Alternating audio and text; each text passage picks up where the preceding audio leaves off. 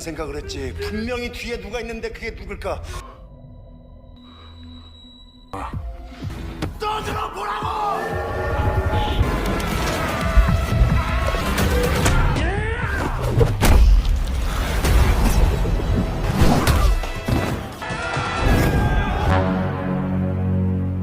Hai saudaraku, bagaimana kabarnya hari ini? Masih dengan saya Kim. Sebuah film press yang rilis baru-baru ini yang tentunya belum pernah direview di channel lain. Baik, langsung saja. Let's play and tabur.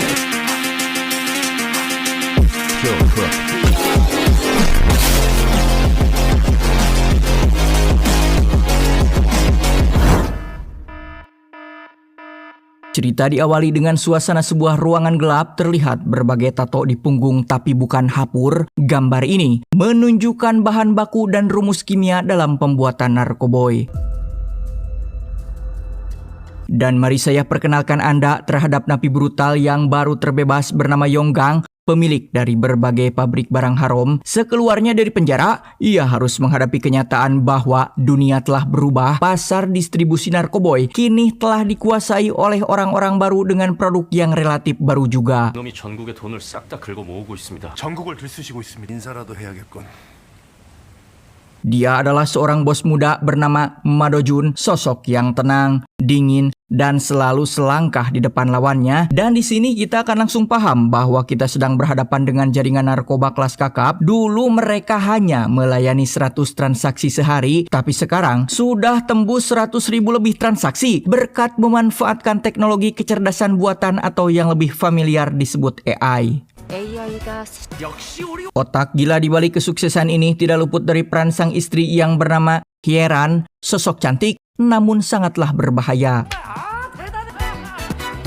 Tepat saat bisnis mereka sedang di puncak, datanglah sosok yang akan menjadi mimpi buruk Madojun, seorang detektif narkoboy bernama Wang Chong-sik, seorang polisi gila kerja yang terkenal nekat dan tak kenal kata mundur untuk mengejar para penjahat. Singkat cerita, polisi akhirnya berhasil menyusun operasi besar-besaran yang sudah disiapkan selama 2 tahun untuk membongkar jaringan narkoboy sintetis milik Madojun setelah menyusupkan seorang polisi ke dalam pabrik. Penasaran dengan siapa orang yang menguasai pasar sekarang? Penguasa kolot mencoba ingin menjalani aliansi dengan suami istri ini, namun di luar ekspektasi, kemauannya dengan cepat dipatahkan dengan sebuah hinaan secara tidak langsung. 조직을 같이 운영하자. Tak terima diremehkan martabatnya, Yonggang bertekad akan menghancurkan pasutri tersebut sampai ke akar-akarnya.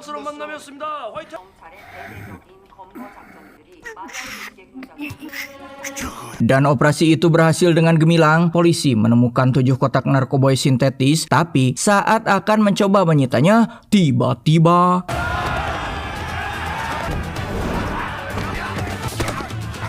saya kira Chong-sik akan berubah seperti Kamen Rider. Ternyata skinnya tetap sama, tapi skill bertempurnya yang menjadi luar biasa.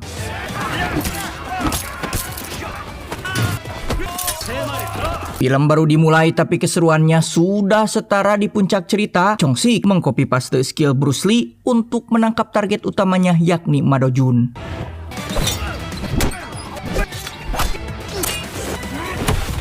Chong-sik sempat mengalami kesulitan ketika salah satu anggotanya lengah hingga disandra, tapi jangan panggil dia Chong-sik kalau tidak bisa mengatasi masalah semacam ini. 캔커피 해봐. 아니 뭘 잘해 임마. Namun ada satu hal yang membuat nama Chong-sik jadi sorotan media. Dalam operasi itu, dia menembakkan taser ke arah Sandra demi menangkap pelaku, sehingga muncul kritik tajam bahwa dia mementingkan menangkap penjahat daripada keselamatan nyawa orang lain. Bahkan, berita ini disiarkan oleh seorang wartawan yang sangat lihai bicara.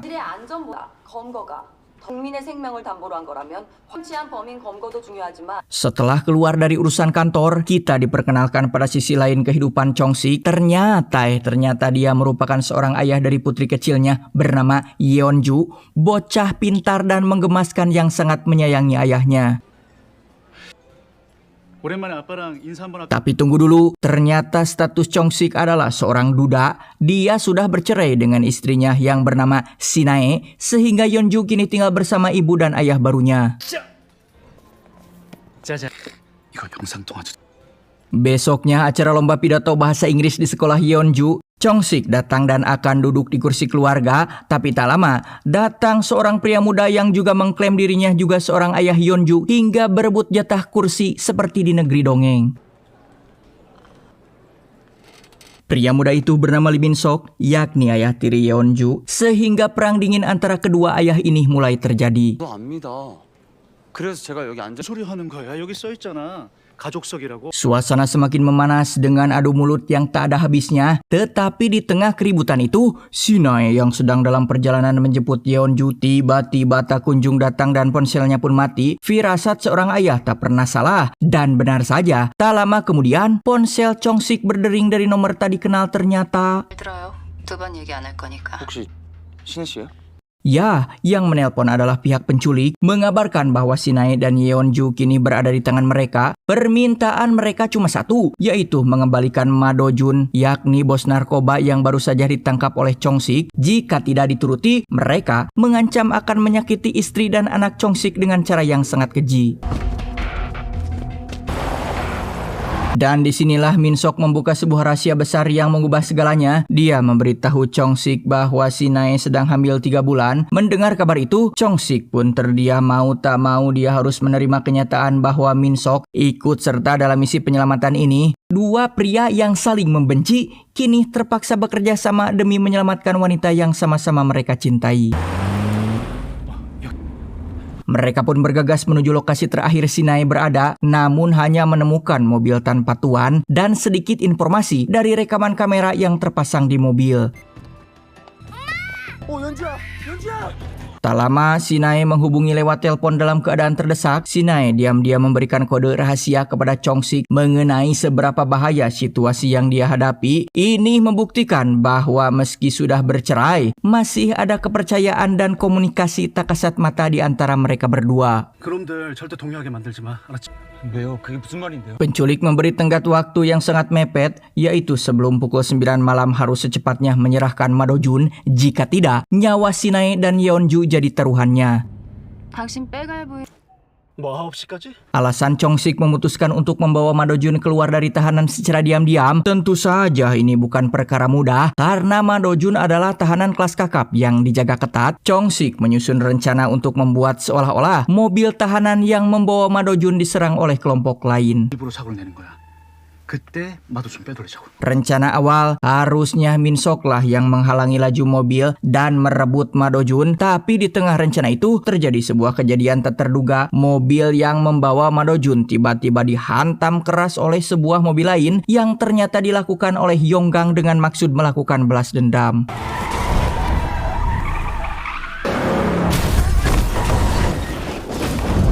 Awalnya rencana ini dikira akan gagal. Justru dengan aksi tiba-tiba Yonggang mempermudah mereka membawa Ma Do-jun, sedangkan Yonggang harus dibuat kesal karena kehilangan buruannya. Sementara itu di markas polisi, atasan berikut rekan Chong-sik mulai kebingungan karena Chong-sik dan Ma Do-jun menghilang secara bersamaan. Mereka mencoba menganalisa rekaman CCTV untuk mencari tahu apa yang sebenarnya terjadi. Dari sini para detektif kepolisian menyimpulkan bahwa semua ini adalah bagian dari rencana Chong-sik sendiri. Yang menarik adalah sang atasan sepertinya paham akan situasi dan rencana dari Chong-sik. Beliau menyuruhnya untuk melanjutkan rencana dan terus mengabarinya secara intens. 이거 다 충식이가 집에서 갖고 온 거야. Di tempat lain kita akhirnya diperkenalkan pada dalang di balik penculikan ini. Ternyata otak di balik penculikannya adalah seorang wanita bernama Hyeran, yakni istri dari Ma Do-jun. 분이야. Tapi di sini letak kesalahan fatal Hyeran. Dia mengira Chong-sik adalah suami Sinae yang sekarang, yang padahal Chong-sik hanyalah mantan suami. Sinae pun dengan tenang menjelaskan bahwa dia punya 2 suami, di mana suaminya yang sekarang adalah Min-sok, seorang dokter hewan mantan pasukan khusus. 너 남편이 둘이야? Sinae bahkan dengan percaya diri memperingatkan Hyeran bahwa dia sudah salah memilih lawan. Sinae yakin 2 kekuatan besar akan bersatu menyelamatkannya. 는 특공방이든 뭐 당신 현 남편한테 정리를 하자면 안 좋은 전 남편은 Kembali ke kantor detektif kepolisian, entah apa maksud wartawan wanita ini. Yang jelas ia dengan tatapan mata tajam terus memperhatikan gerak-gerik para anggota polisi dan 언제 봤다고 오빠? Sedangkan untuk Chong-sik dan Min-sok kini sedang melakukan video call untuk memastikan kondisi Sandra masing-masing baik-baik saja sebelum melakukan aksi barter. 예, 진진화표 바꿨습니다. 이렇게 올라 있는 현재 Karena waktu sudah larut malam, tidak ada jalan aman selain membawa Ma Do-jun ke markasnya yang sudah disegel dengan menyuap para petugas yang berjaga di sana. Di dalam mereka dikejutkan dengan program AI sakti yang mampu menggenjot penghasilan peredaran barangnya.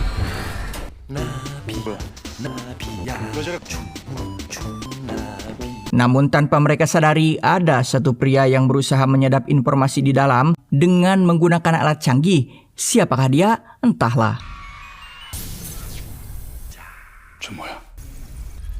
프로그램 나비. Ternyata pria misterius tadi adalah anak buah suruhan Yonggang. Otomatis percakapan Ma Do-jun juga terdengar jelas. Maka tak heran, yang awalnya Yonggang ingin memburu Ma Do-jun untuk dihabisi, kini berubah haluan perlahan memburu program AI sakti yang bisa meng-scale up gila-gilaan omset bisnis harumnya. Adegan kejar-kejaran pun dimulai. Min-sok yang begitu handal dalam mengemudi seperti layaknya pembalap profesional pun sangat sulit untuk para musuh melakukan pengejaran.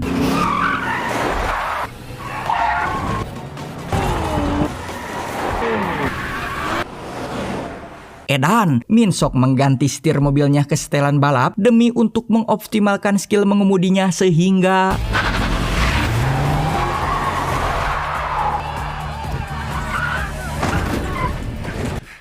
di tengah perjalanan, Ma Do-jun memanfaatkan kesempatan untuk berusaha melarikan diri, tetapi hal yang dilakukannya salah karena ia akan menghabiskan energi dan diburu oleh dua pihak hingga pelarian Ma Do-jun harus terhenti saat suara desingan peluru mengancam keselamatannya.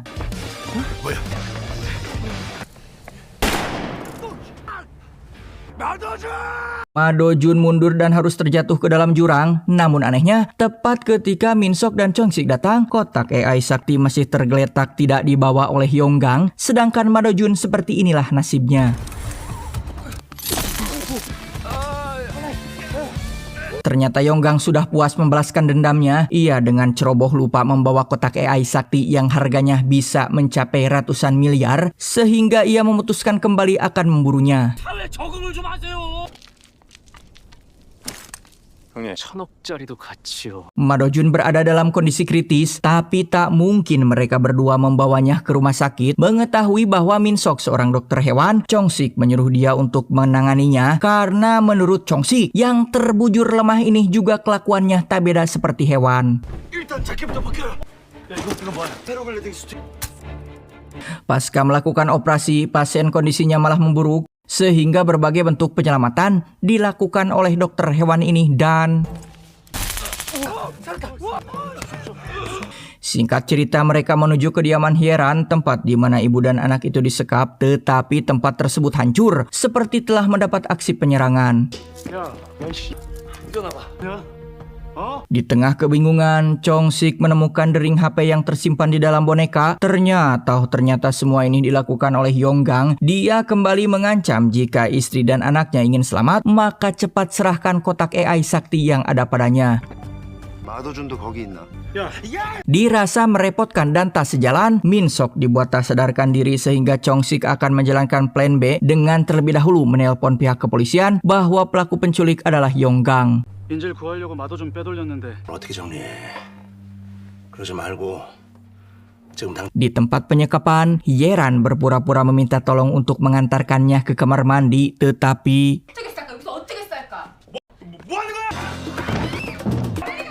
di tengah ketegangan yang terjadi, si anak yakni Yeonju berhasil melarikan diri dan tak diduga diselamatkan oleh Jo-ara si wartawan wanita.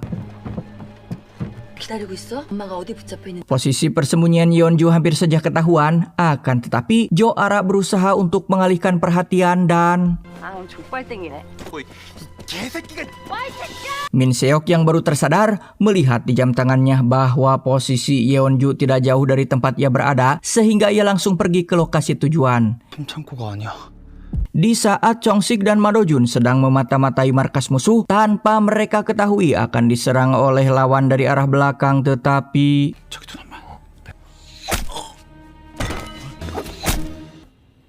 Dengan terpaksa akhirnya mereka bertiga bersatu kembali. Meski berbeda pandangan, namun kali ini ketiga orang tersebut berusaha menyatukan kekuatan dan satu visi misi yang sama, yakni menyelamatkan orang tercintanya. Namun sayang mereka malah terjebak oleh musuh. Jam tangan milik Yeonju pun ternyata berada di tangan Yonggang sehingga logis jika mereka berdua kalah dan harus disekap oleh musuh karena kuantiti lawan yang tidak berimbang. Mereka dikurung di ruang pendingin dengan kepala tertutup plastik. Bahkan untuk bisa bernapas lega pun mereka melakukan hal konyol seperti ini. Sialnya, Joara juga tertangkap oleh Keronco Yonggang sehingga ini pasti menguatkan posisinya. Setelah berbagai upaya akhirnya membuahkan hasil, namun terlepas dari ikatan bukan berarti bisa keluar dari tempat tersebut karena pintu terkunci rapat-rapat. Sedangkan untuk nasib Madojun sekarang ditahan langsung oleh Yonggang sembari diinterogasi di mana letak kotak AI sakti disembunyikan. Di tengah suhu dingin yang hampir membekukan mereka berdua, Min Sok bertanya pada Chong Sik apakah dia menyesal telah bercerai dengan Sinae. Dengan tulus Chong Sik menjawab bahwa dia tidak menyesal karena baginya selama Sinae bahagia itu sudah lebih dari cukup. Sebuah pengakuan yang menunjukkan betapa besar cinta Chong Sik pada keluarganya meski hubungan mereka sudah berakhir. Momen ini menjadi titik balik hubungan kedua pria ini. Dari yang tadinya saling berbeda paham, bahkan cenderung membenci satu sama lain, kini mereka berdua sepakat untuk tidak boleh mati di tempat itu demi memperjuangkan keluarga yang sama. Dengan kerjasama yang solid, akhirnya mereka berdua berhasil keluar dari ruangan pendingin tersebut.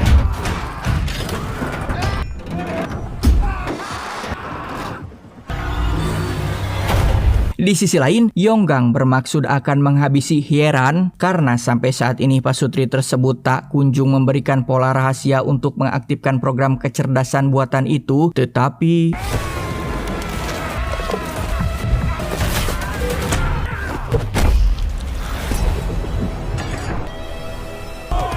peran antagonis yang mendadak berubah terasa seperti lalakon itu terjadi pada scene ini.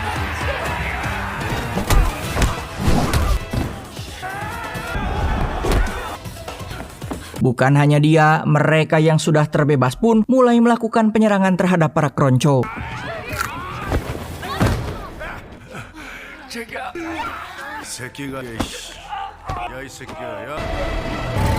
Terlalu kuat, itulah gambaran sementara mengenai sosok Yonggang. Tepat ketika pasutri ini dalam kondisi terpojok, tiba-tiba dengan gagah berani, Chong Sik dan Min Sok datang menyelamatkan keluarganya. Pertarungan besar pun pecah di markas para penjahat itu. Dua ayah ini bahu-membahu menghajar para penjahat demi melindungi keluarga yang mereka cintai.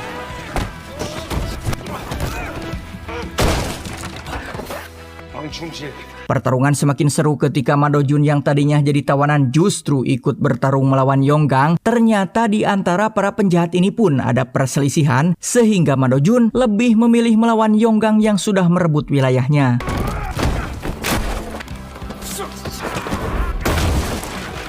Adegan pertarungan ini benar-benar penuh ledakan emosi, perpaduan antara kecerdikan detektif kepolisian dan kekuatan mantan pasukan khusus.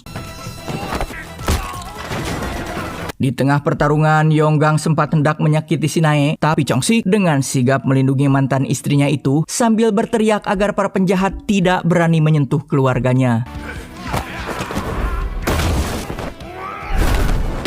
Madojun bersama Min Sok bekerja sama untuk menghabisi tangan kanan Yonggang yang dikenal sangat kuat, tapi di luar dugaan, aksi finishing justru malah dilakukan oleh Persatuan Ibu-Ibu Muda.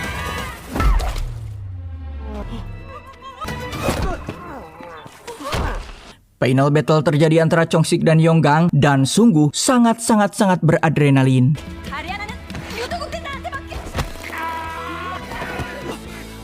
Inilah kesalahan fatal Yonggang, telah mengusik kumpulan keluarga rumit namun sangat mematikan. 야, 마도준은? Setelah pertarungan besar itu mereda, kini tinggal menuntaskan satu urusan, yaitu menangkap Ma Do-jun dan istrinya yang mencoba kabur membawa Yeonju. Chong-sik yang memang tak pernah melepaskan buruannya pun langsung mengejar targetnya dengan melakukan aksi nekat.